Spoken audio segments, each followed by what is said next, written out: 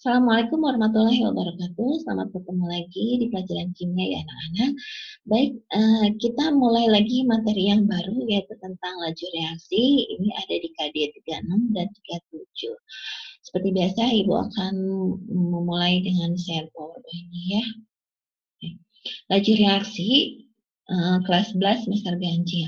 Ini adalah kompetisi dasar dan indikator pencapaiannya. Bisa kalian baca di sini ada 2 KD ya, 36 dan 37, juga keterampilannya 46 dan 47.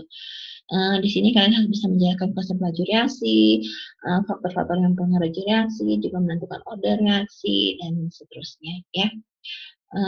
Baik, karena masa pandemi, jadi kalian tidak praktikum dulu untuk saat ini ya. Nah, kenapa kalian harus belajar laju reaksi? Karena dalam kehidupan sehari-hari bisa kalian lihat ini ada peristiwa-peristiwa seperti ini ya. Ini ada pembakaran, ini adalah yang sedang bermain petasan. Kemudian ini ada perkaratan, ada fermentasi. Gambar yang di atas ini termasuk reaksi cepat, berlangsung cepat. Kalau ini perkaratan dan fermentasi, reaksi yang berlangsung dengan keadaan lambat.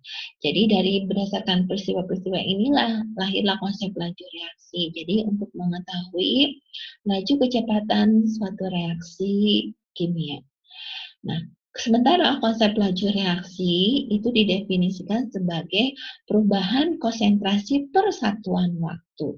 Ya, dirumuskannya, jadi laju reaksi adalah konsentrasi dibagi perubahan waktunya.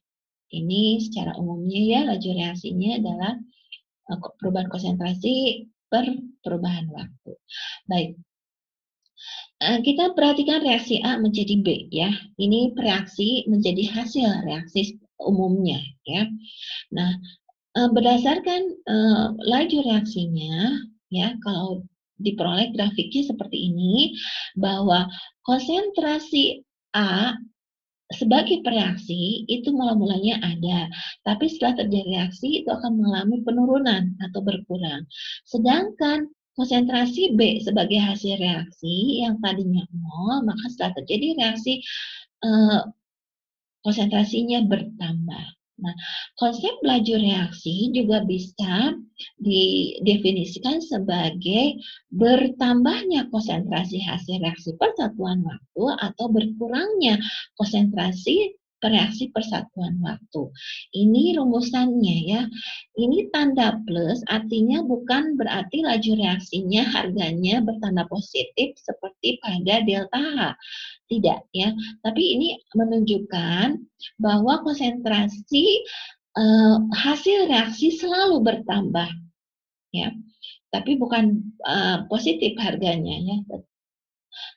Nah, kemudian kalau yang bereaksi di sini tandanya negatif, itu berarti bukan negatif, tapi ini adalah berkurangnya. Jadi konsentrasi reaksi itu selalu berkurang. Konsentrasi hasil reaksi selalu bertambah, kalau konsentrasi reaksi selalu berkurang per satuan waktu.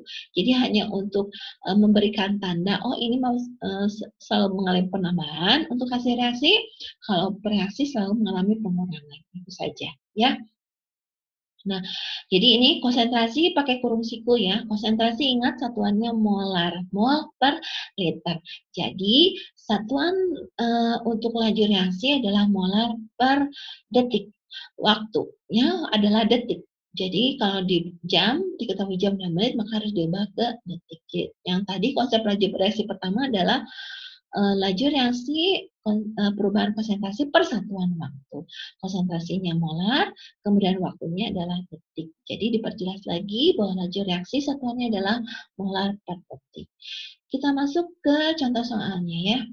Di sini ada reaksi antara seng dengan HCl. Yang diketahuinya adalah HCl, volume HCl di sini 200 ml. Karena konsentrasi diubah ke liter, yaitu menjadi 0,2 liter. Kemudian massa belerangnya di sini ada 2. Jadi yang ini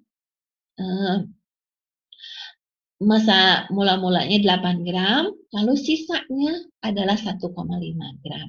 Kemudian waktunya di sini adalah 2 menit. 2 menit berarti harus kalian ubah ke detik, tinggal kali 60 jadi 120 detik. Yang ditanyakan adalah laju pengurangan seng. Karena sengnya sebagai bereaksi otomatis dia mengalami pengurangan konsentrasinya. Nah, kita jawab dimulai dari reaksinya. Jadi seng ditambah HCl menjadi ZnCl2 ditambah gas hidrogen. Kita cari dulu massa seng yang bereaksi itu adalah dari pengurangan mula-mula dikurangi sisa. Maka yang bereaksinya adalah 6,5 gram. Dari 6,5 gram ini kamu cari berapa molnya. Karena di sini diketahui AR. Jadi mol itu adalah massa per mR. Oh ini malah mR, maaf ya, harusnya AR ya. Jadi AR-nya 65, jadi 6,5 dibagi 65 yaitu 0,1 mol. Kemudian dari mol kita dapatkan, kita cari konsentrasinya. Konsentrasi atau kurung siku ya, Zn dan kurung siku yang bereaksinya adalah konsentrasi mol per liter atau mol dibagi volume. Molnya tadi didapat dari massa 0,1 mol, lalu volumenya sudah diketahui yaitu sudah diubah dari 200 ml ke 2 liter. Jadi dapatlah konsentrasi Zn 0,5 molar. Nah, kalau sudah dapat konsentrasinya, masukkan ke rumus laju reaksinya, yaitu pengurangan konsentrasi Zn sebagai bereaksi dibagi waktunya, yaitu konsentrasinya 0,5 dibagi 120 detik, maka didapatlah 4,2 kali 10 pangkat min 3 molar per detik. Jadi laju pengurangan logam Zn adalah 4,2 kali 10 pangkat min 3 molar per detik. Semoga kalian paham.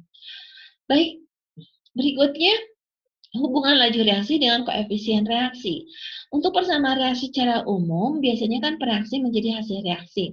Pereaksinya bisa 1, atau juga 2.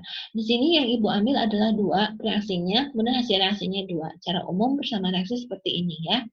Di sini berarti ada zat A ditambah zat B menjadi zat C ditambah zat D. Lalu PQRS itu adalah koefisien. Ibu ingatkan lagi ya. Nah, perbandingan laju reaksi di sini sesuai dengan perbandingan koefisiennya. Jadi, laju reaksi A berbanding dengan laju reaksi B, berbanding dengan laju reaksi C, berbanding dengan laju reaksi D itu adalah sama dengan koefisiennya, yaitu PQRS. Oke, kita lihat contoh soalnya. Diketahui laju pembentukan NO2 dari N2O5 itu adalah 5,5 kali 10 pangkat 6 molar per detik. Tentukan laju penguraian N2O5. Kita buat dulu reaksinya. Bersama reaksinya adalah 2N2O5 kalau terurai menjadi NO2 ditambah O2. Di sini ada koefisiennya N2O5 2, lalu koefisien NO2 4, koefisien O2 1. Maka perbandingan laju reaksi sama dengan perbandingan koefisiennya, maka kita ambil laju reaksi N2O5 berbanding dengan laju reaksi NO2 itu adalah sama dengan koefisiennya, itu 2:4. Atau bisa disederhanakan lagi di sini adalah 1:2. Maka laju reaksinya adalah 2/4 kali laju reaksi NO2. 2 koefisien yang ditanyakan dibagi koefisien yang diketahui dikali volume yang dikali laju reaksi NO2 yang diketahui. Maka atau disederhanakan lagi jadi setengah kali 5,5 maka didapat 2,75 kali 10 pangkat 6 molar per detik. Jadi laju penguraian N2O5 itu adalah 2,75 kali 10 pangkat 6 per detik. Jadi ini ada hubungannya dengan koefisien ya. Kamu bisa langsung kerjakan di sini juga nggak apa-apa. Jadi perbandingan koefisiennya 2:4 berarti kan 1:2 maka bisa setengahnya. Jadi ingat hukum perbandingan kolom ketika waktu kelas 10 dulu ya. Oke, semoga kalian paham hubungan laju reaksi dengan koefisien. Lanjutkan dengan latihan dan nanti Ibu lanjutkan lagi dengan video selanjutnya yaitu tentang faktor-faktor yang mempengaruhi laju reaksi. Selamat mengerjakan latihan soalnya.